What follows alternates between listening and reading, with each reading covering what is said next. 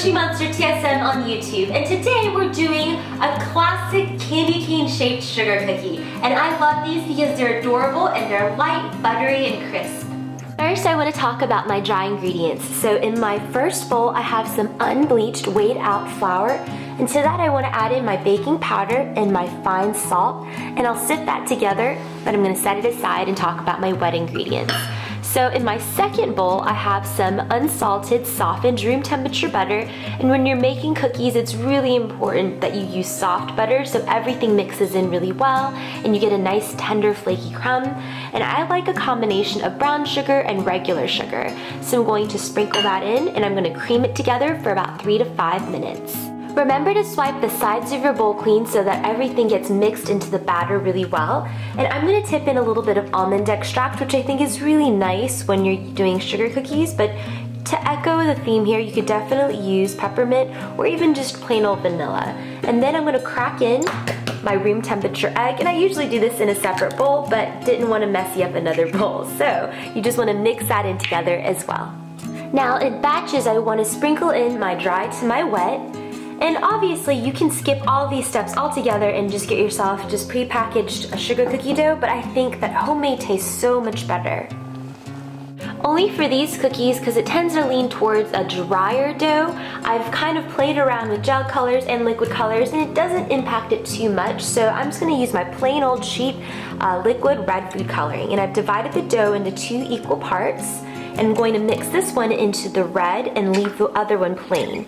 And after I've mixed it all together, I'm going to pop it into the refrigerator so it can harden. It'll make it easier for me to shape it into ropes and then ultimately candy canes, but also it'll help from spreading too much in the oven. I've allowed my dough to chill in the refrigerator for a couple hours, so it's now firm enough for me to handle. So I just want to take a piece of my red dough and it's still pliable enough to be able to work with, but you kind of want to make a rope of sorts, and how long really depends on how long you want it or how big you want your cookies. And you want to kind of just run it through your palms like this and make a rough rope shape like that. So you want to push the 2 ropes together and then just kind of squish them together so they're about the same size. And then you just want to twist it. So just intertwine the ropes together and then just make the crook of the neck like that. And it doesn't have to look perfect, so this is something really fun and easy to do with the kids.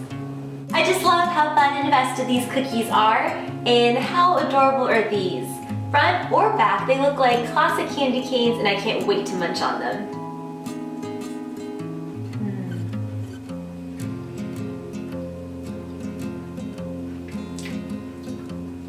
They're light and buttery and almond scented, which I personally love, but you could definitely do this with even a chocolate cookie, like a twist, a chocolate and peppermint twist with a little bit of peppermint extract would be super, but I love it like this, and I can't wait to gobble these up with a glass of milk. I just hope you guys give this a try. I want to thank you guys for hanging out with me. This was Angela Kim from the Squishy Monster TSM on YouTube, and I'll see you guys very soon. Bye! These cold and frost